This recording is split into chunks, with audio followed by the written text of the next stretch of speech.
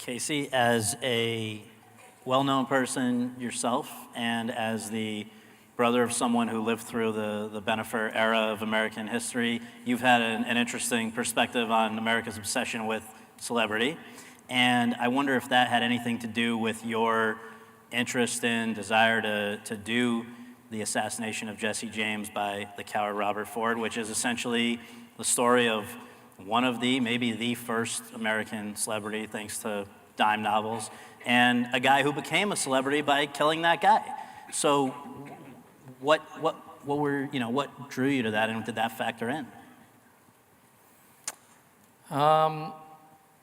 Not really. What drew me in was that it was a beautiful piece of writing, the book, Ron Hansen's novel, and I hadn't heard of it, and I didn't heard of Ron Hansen, and then I heard about the project, and it sounded interesting, so I just went and got the novel, and I wasn't even sure if I would be able to get an audition, which I did.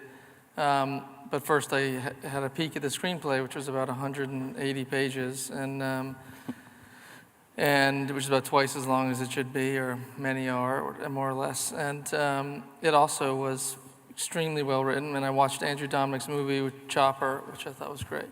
So it was a great piece of writing from great source material with a great director, and it had a very complicated, great role. So there was nothing about it that wasn't very exciting, and it could have been about anything, really. And it ended up being this beautifully shot, stylized, very unique movie that you received. Maybe, I don't know, had you ever received such a great response up to that point? It was people, including the Academy, which nominated you for Best Supporting Actor.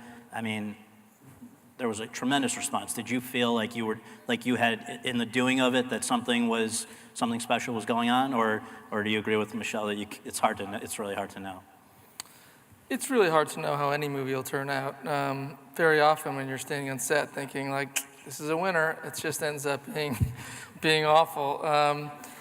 And however, that was one where I thought, you just let me get this job and I'll never ask for anything else.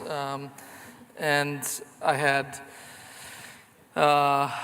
to really fight for it and get it, and was told no a lot of times. And by everybody in my life, they were kind of said, like, okay, enough's enough. You're not going to get this role. We should let it go. Stop calling me about it. And then I made a tape of myself and wrote a letter to the director, and I gave it to him, and I ended up getting the part that way. And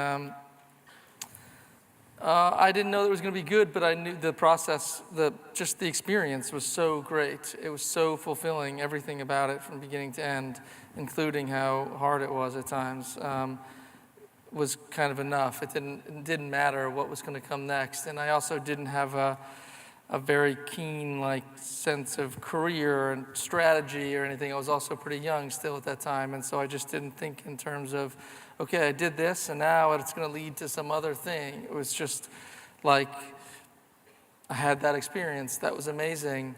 Back to my life. Yeah.